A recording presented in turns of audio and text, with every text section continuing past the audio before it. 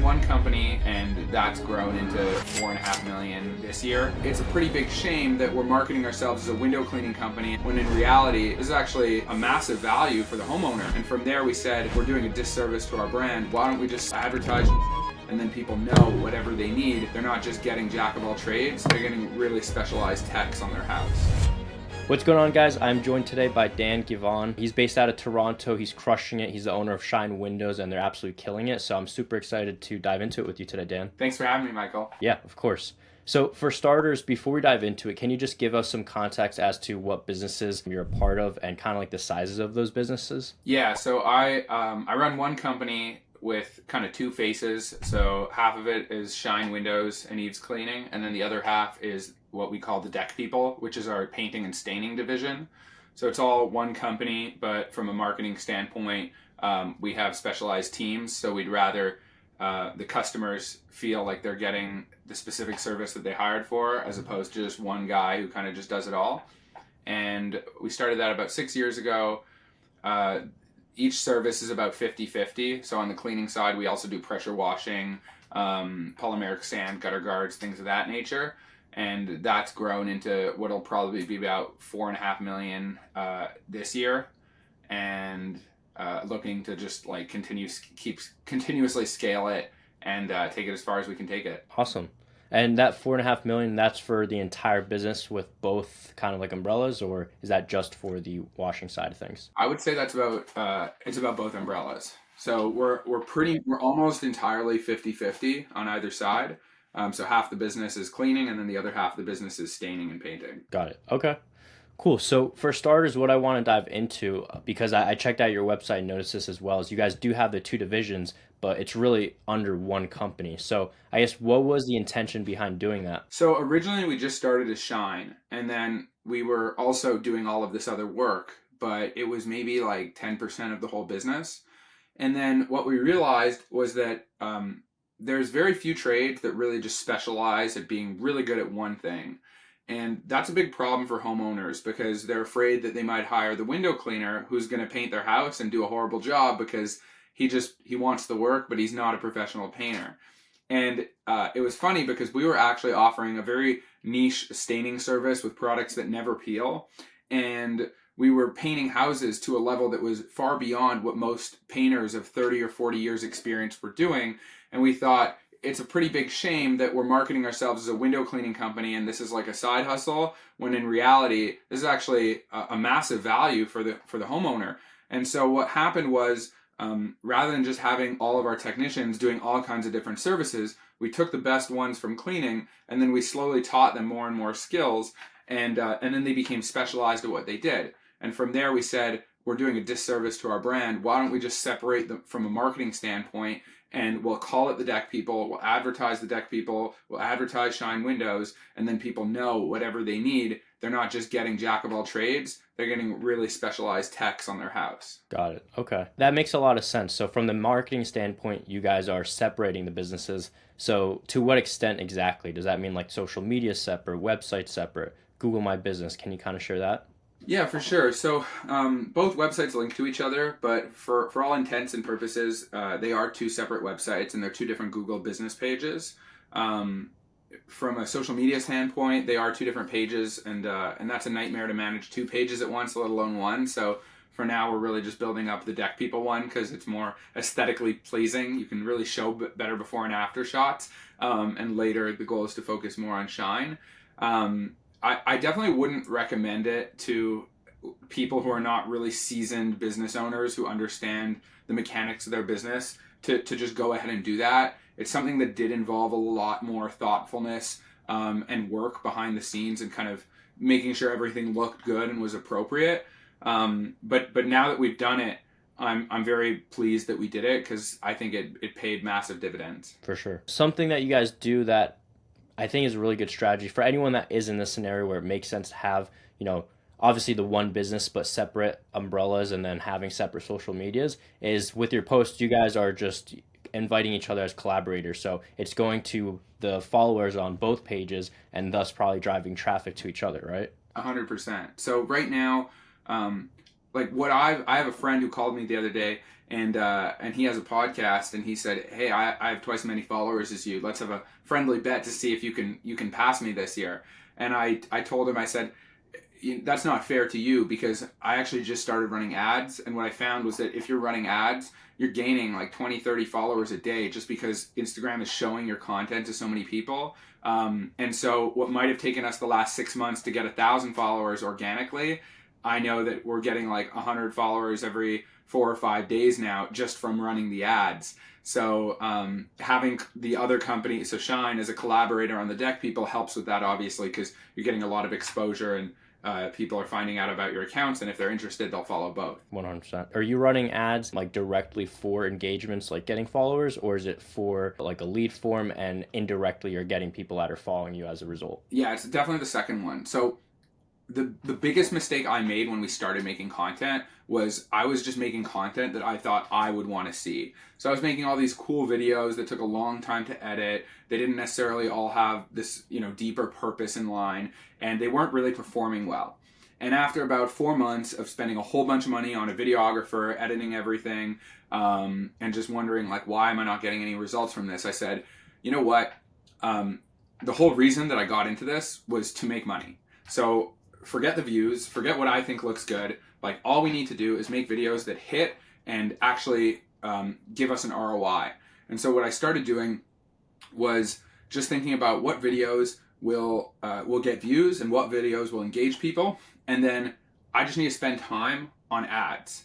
If the content is good, people will follow it and people will see it from the ads, but the ads are the most important thing, because even if your page has 10 videos on it and the content's like mediocre, if you have one good ad, it doesn't matter if you have 1 million followers or if you have 10 followers, the ad will end up outperforming anything you could imagine. So in my mind, organic content is, it's a long play. This is like, hey, I want to build up a brand page that kind of gives my audience something where they can feel connected to us over the next couple years. It gives them a little bit of a portfolio on our work, but I'm not expecting to make any sales from organic outreach, maybe once a month at best, for the next 5 or 6 years. So really what I'm focusing on is, I spent like 48 hours just filming a whole bunch of different ad creatives.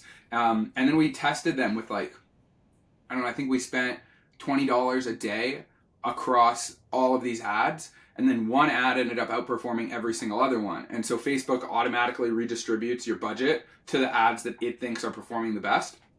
And then my ad team called me and they said, hey, this ad is doing really well. Can we scale it up to $50 a day? I said, screw it. Just put it at $100 a day. We'll see what happens. And so that kind of blew open the floodgates. And we just started, I think we got like 75 leads in the last 4 days now. And the ROI is massive. And so through that, people are absorbing the organic content. They're following the page because they like it. And then hopefully later we can retarget them, or they'll be interested in what we're doing and they'll want to come back. But yeah, the whole content thing, I wish someone had just given me better advice before I started. And the advice that I would give to myself if I had to restart would be, just focus on creating the best ads first, pump that out, and then make content according to what you go online and you see is performing well. Copy that, do it really easy, and then just have that on your page to get views. And then later you can, once you have an audience, you can start going off track and doing, like a reality TV show or funny things that you think are interesting. But in the beginning, when you have no followers, rarely does that actually end up working. I definitely agree. I mean, content is king. I'm a big believer, if your content sucks, and no matter how great you're targeting or any of the, parameters behind your ad is just gonna fall flat and not deliver anything. So it's cool to see that you value content so highly, because so many people don't. I'm curious, what does your content kind of look like? Is it like you talking to the camera? Is it behind the scenes of your team? Can you kind of share what that looks like? Yeah, so the ads are me talking to a camera, but the content mostly isn't.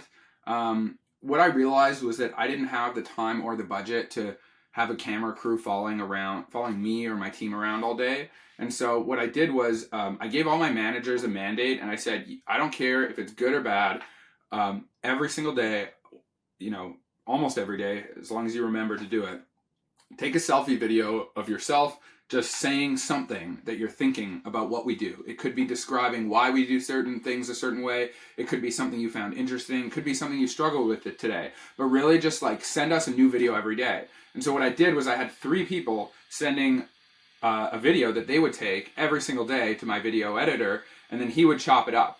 And some of the videos got 200 views and nobody cared, but some of them got 20,000 views because someone on the internet, got butthurt that we were sanding it in a different way that they would have sanded it, or, we weren't using the right squeegee that they like, and the video kind of blew up. And so what we found was that gave us a little bit more of a surface area to test what worked and what didn't. In the beginning, we were also, in Canada, we have winter, so we're not even producing in the winter.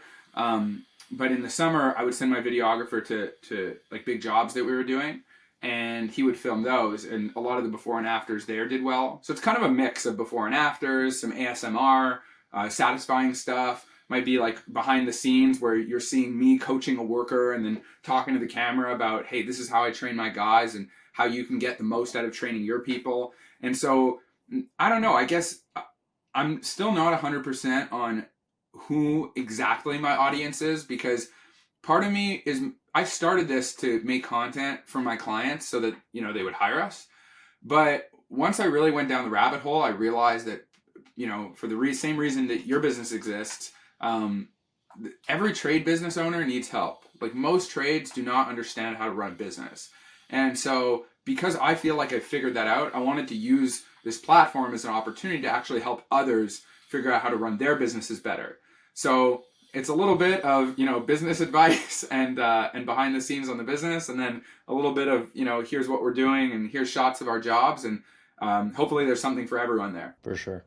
So yeah, I mean, it looks like at this point, it's from the content I've seen, a lot of it, but this is more so on your personal page, is kind of like a passion project of just helping business owners.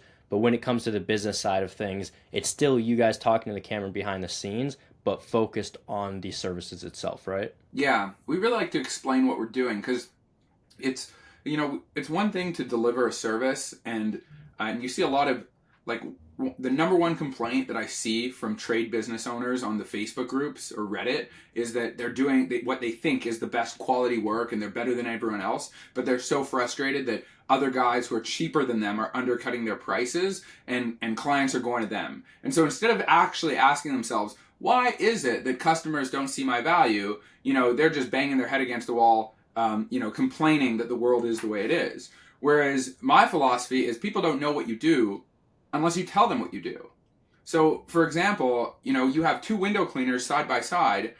Arguably, we're a commodity. To a homeowner, clean windows are clean windows, and they would expect that anyone is going to give them the same job. But when I actually meet that homeowner and I tell them, hey, most companies are just cleaning the glass and they're walking away.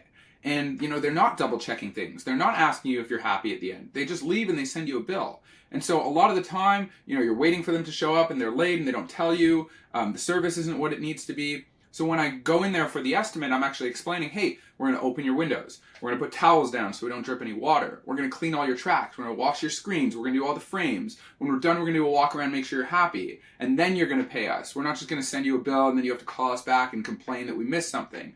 And so by the end of that meeting, the client, actually gets a really good feel for what kind of service we're offering. They say, oh my God, this is the most detailed appointment I've ever had for window cleaning. Most people just send me a text message with a price and they hope I say yes. And so it makes it very difficult for them to want to hire anyone else, because, even if we're $100 more, the value is there.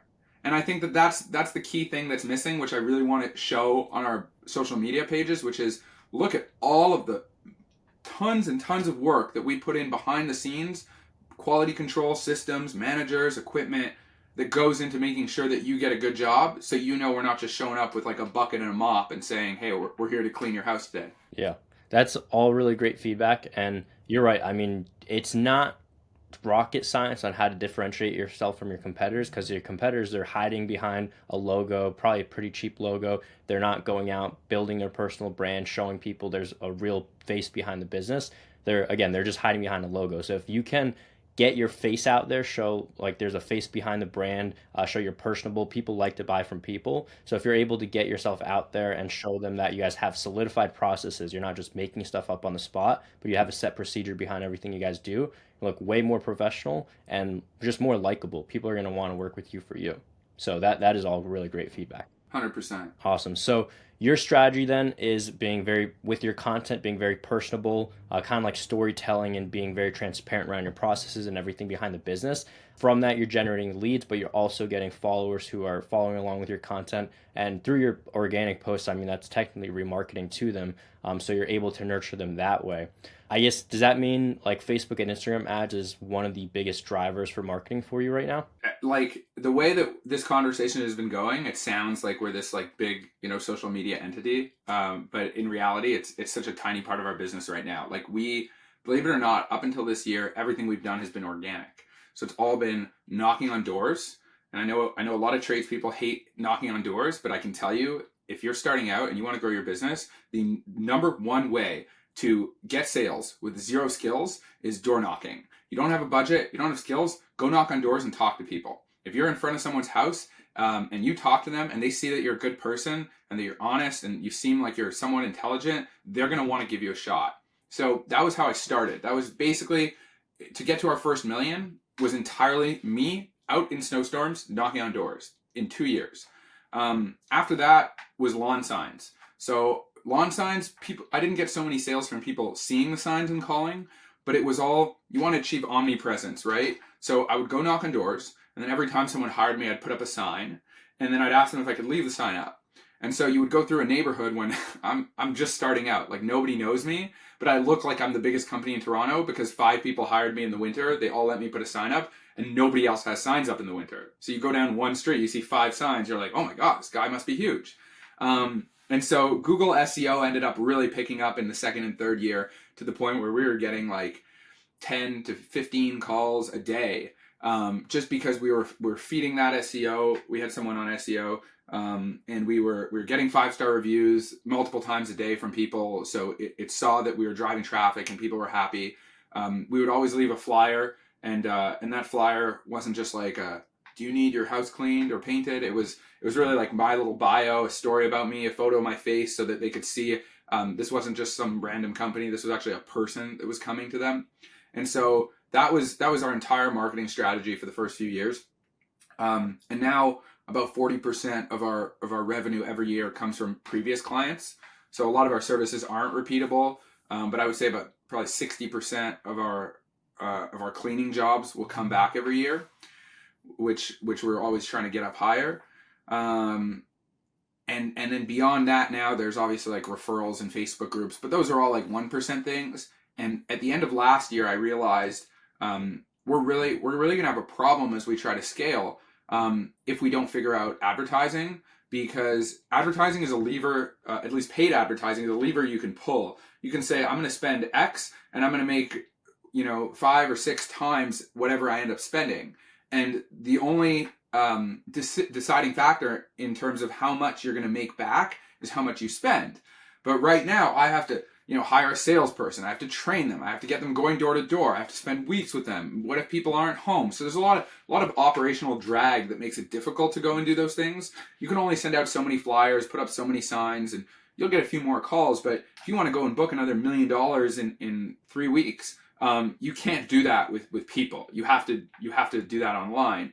And so I had a buddy who was doing paid ads, and I told him I was thinking about doing it, and he said, okay, I'll tell you what, let me run your ads for a month for free. And if anyone's running a digital marketing business, this is 100%, in my opinion, the greatest way to get any client. You tell them you're going to run their ads for free for 1 month, and if they like you, then they hire you.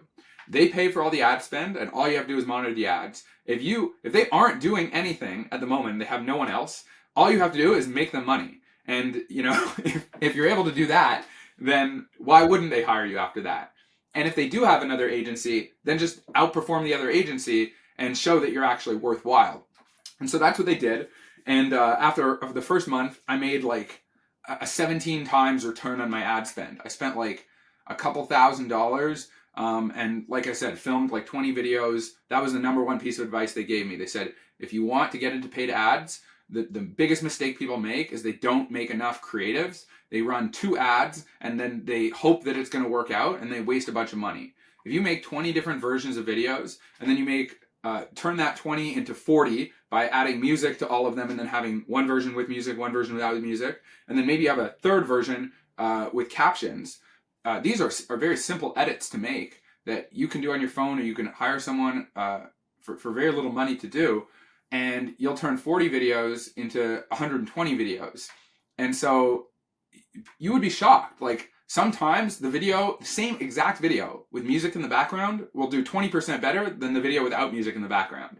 So really the key is just testing and testing. And so that went well last year. We got the 17x return.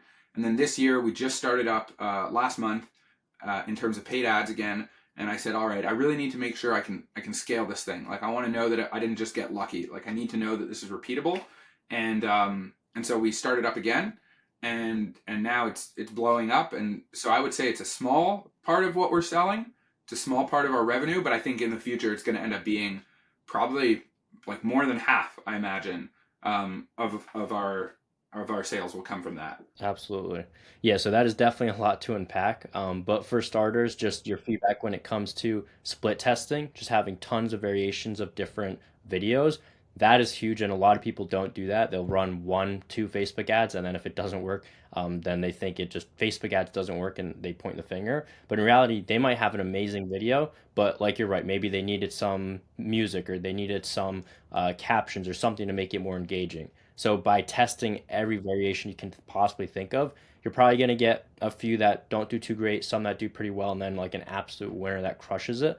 And then from there, you can just scale that up, which it sounds like that's what you did recently, where you went from 20 to $100, a huge jump. But because you had a winner, you wanted to, keep that momentum going, right? Yeah, and it's important to just be aware of like your costs. So I actually haven't. We just started this. Like I literally before this call, I raced over from another house where we were filming ads for cleaning because we figured out the ads for painting and staining. So um, if someone's looking to get into ads, the first piece of advice I would give is if you know absolutely nothing, try to make ads for your highest ticket service first, because that way it'll be hard to lose money on it. If your average ticket for soft washing a house is $6,000, then you have a ton of room to play around with. You can spend up to a couple $100 a lead easily, and as long as you book one job, you'll make all your money back.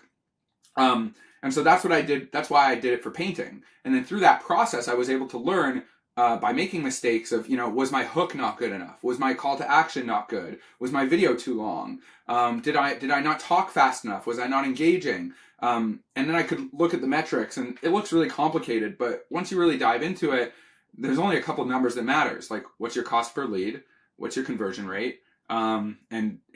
How is your ad doing compared to your other ads? And so now I'm trying to get that going for cleaning because we're kind of like overbooked for painting and staining, and we don't have the capacity to fulfill that. But I don't remember what the question was at this point. But yeah, basically just like go run into it, try it out. And yeah. I think a big point from that too is it all comes down to testing. So there's a lot of people watching this that are probably thinking, this sounds complicated. I have no experience, so this would just be a waste of money. And that might be a good point. Some people might not be in the position to be able to test with like knowing that they might not get a return right away. But once you crack the code, once you find those ads that win and crush it, that's how you scale aggressively. Like you're saying in the past, it hasn't been a big part of your business, but you're confident in the future, like it will be a huge part. That's because you're starting to crack the code and understand what's working well. And then from there, it's just a matter of spending more money on those same exact stuff.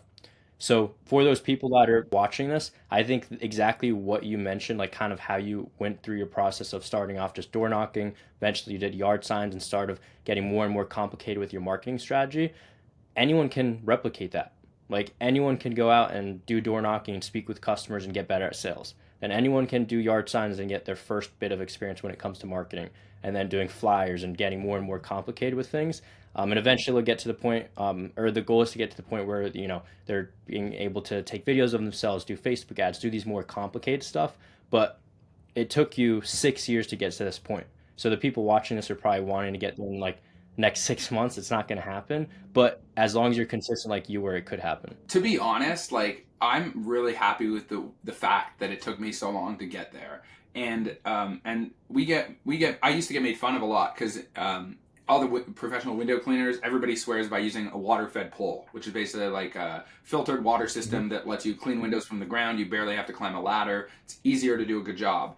And everything I did for like no one taught me how to clean windows. I only learned how to clean windows from a professional window cleaner in my third year of window cleaning. I was just doing like straight pull downs of water. But the whole point of what I'm trying to get at here is that Alex Hormozy talks about this a lot, where he goes, gym owners always tell him, "Hey, I need to figure out how to drive more sales. How do I create ads? I want more sales." And he goes, "Well, how do you know you have a sales problem?" And they're like, "Well, I need to make more money, and I'm not selling enough." And he goes, "All right, well, let's go to your gym and we'll check it out." And then he looks around. He's like, "Have you seen this place? It's filthy." And then he goes, "Have you tried the sandwiches at your sandwich bar? They're disgusting." And so what he's basically getting at is he goes, "You're going to pump all this money into marketing. You're going to finally acquire a customer. You're going to do this job for this customer and they're going to pay you. And they're never going to want to come back because they had a horrible service. And that's because you spent way more time trying to focus on how do I grow as opposed to how do I make the customer experience really good." And so I think that if I started again today from zero and you took everything I had, I would start with ads because now I know what I'm doing.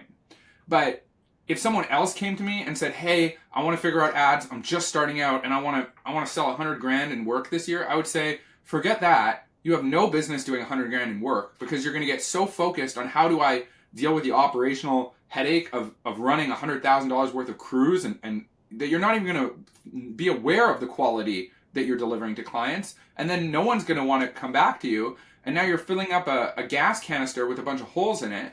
And yeah, and so the fact that we spent so many years not advertising and really just like staying like head to the ground and close to our customers, we would knock on the door, we'd talk to them, we would do the job, we'd get to see what made someone happy, what made someone not happy, and then slowly we'd start to hire out crews and we would add more people. I think that was really, really impactful, and I think you can grow too fast, and that's how you end up with 3 and 4 star reviews and realizing that you wake up at the end of the year with a 7-figure revenue and 4% profit, and you find out you're actually losing money on your business. And that's another big mistake trade owners make, is they have no idea how much money they're making, and then the end of the year comes around, they realize that they made less than minimum wage and they don't know what's going on.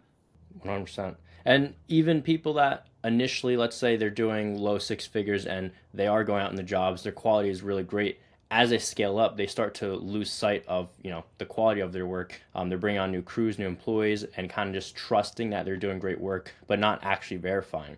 So I know you're Yeah. huge on scaling while maintaining that quality. I guess for someone that's in the shoes of they're doing good quality work, but now they're scaling, bringing on employees, and trying to remove themselves from the actual work. How can you maintain that quality? That's a fantastic question. I think if everybody really asked themselves that question, the trade industry would be a very different place, and it would be a lot harder for us to compete because people would be doing better work. Um, so in order to maintain quality in order to maintain quality as you scale, you need to have systems in place to train people properly, but you also need to have systems in place to manage and view what is happening in your business on a day-to-day basis. And you do that through KPIs, which are just key performance indicators, or basically just numbers. And so what are these magical numbers that tell you how your business is doing? Well, for example, we use Slack for all of our internal communication. And so anytime a client complains about anything, they say, a window is forgotten, there's a streak, even if we forgot a tool at their house, anytime a client says we have to go back to a house, we call that a touch up. So we have to go do a touch up, and that's posted in the Slack channel.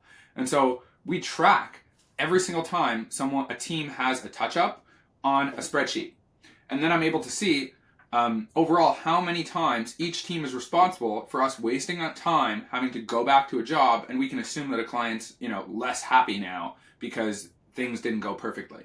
And so you can really identify the biggest bottlenecks in your quality in your business by doing this, because most of the time you might have like 2 or 3 out of, let's say you have 10 workers, 2 or 3 of them might be responsible for 90% of your customer headaches. And you move those guys out or you train them better. Hopefully give them the opportunity to be better because you maybe didn't train them well, and then if they still can't do it, you get rid of them. And then all of a sudden, your quality assurance goes up from 60 to 90%. And so that's just one example. At this point, I have managers who I've trained to kind of oversee, but we do weekly checks where we drop in on our teams and we see how they're doing. We send out a text message to all of our clients at the end of every single job, and we ask, how are things? Did everything go well? Was there anything we could have done better? And so we're really, really obsessed with finding every single thing that we might have done wrong, and then working towards fixing that. And then once we find a problem, we don't just fix the problem. We get to the root of the problem, and then we build it into our system. So every manager who has to do anything has two jobs. They have to fix problems, and then they have to make sure that problem doesn't happen again. And they do that by finding the root cause and then putting it into a document that we have for the system, and then we make sure we can train people so that they know, hey, we can avoid this from happening in the future if we operate this way. That's a really great way to keep track of things. You're basically, I'm sure there's probably a trend of who is having the most callbacks, or I guess you said it was touch-ups. Yeah, same thing.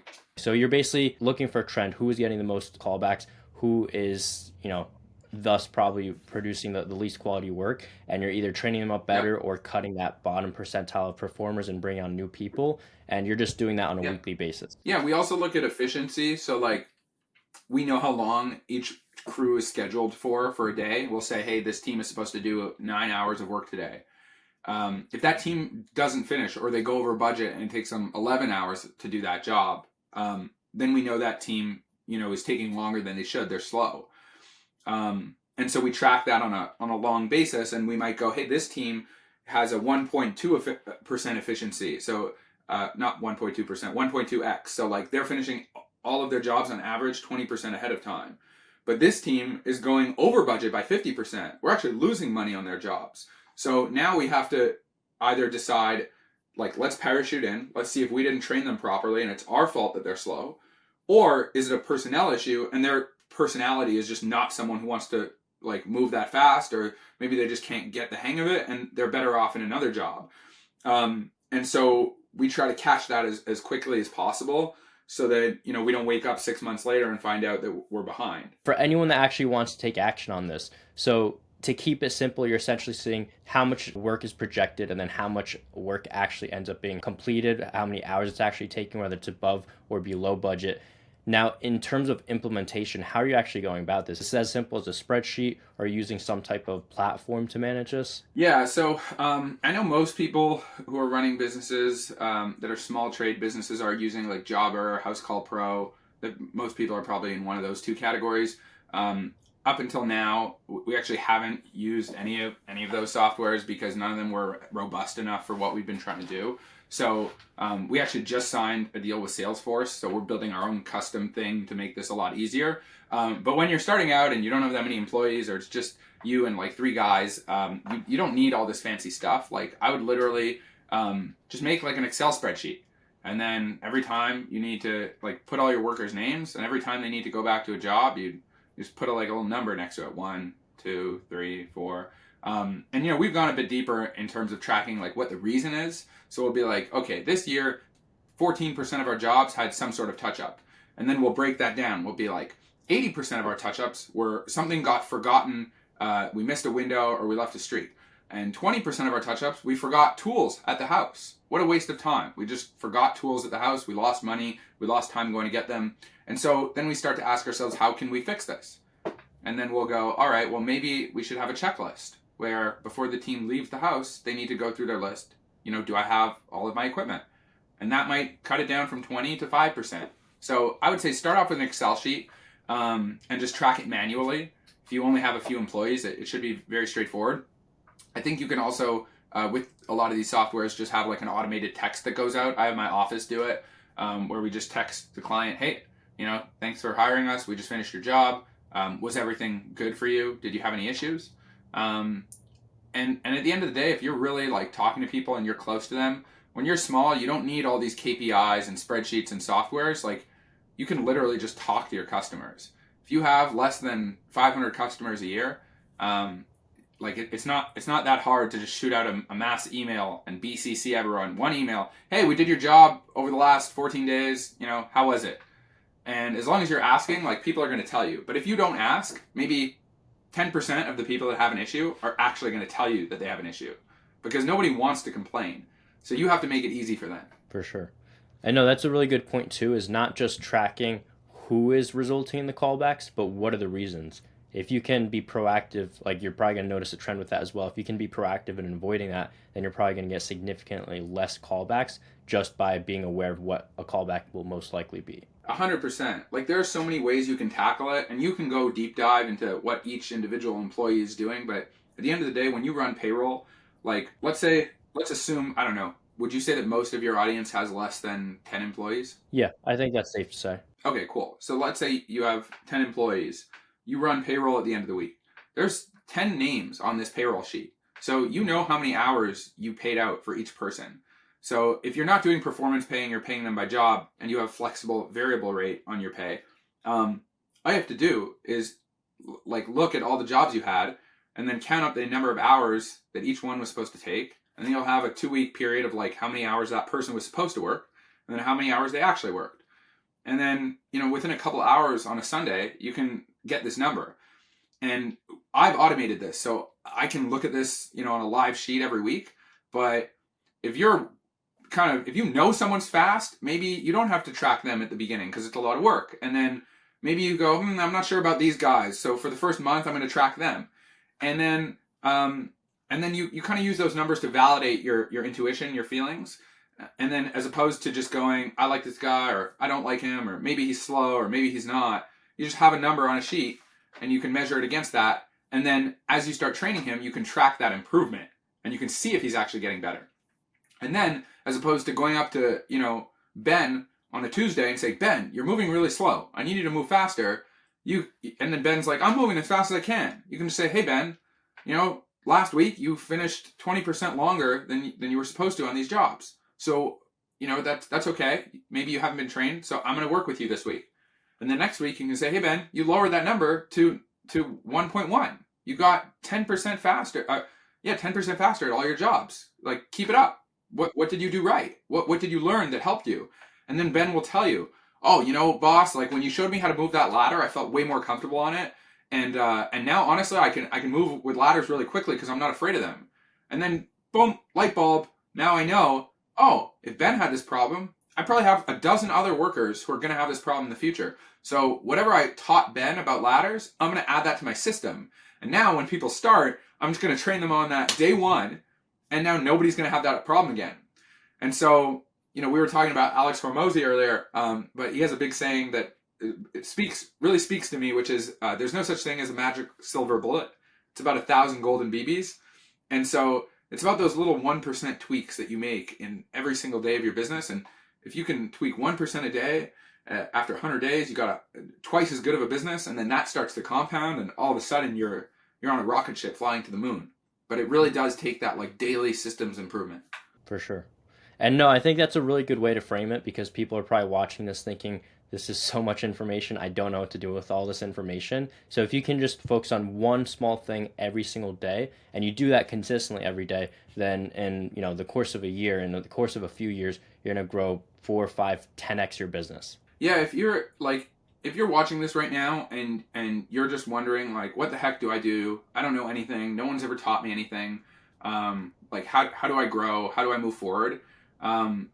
You don't need to go on YouTube and learn rocket science or hire all these coaches. Like maybe hiring a coach can help you for sure.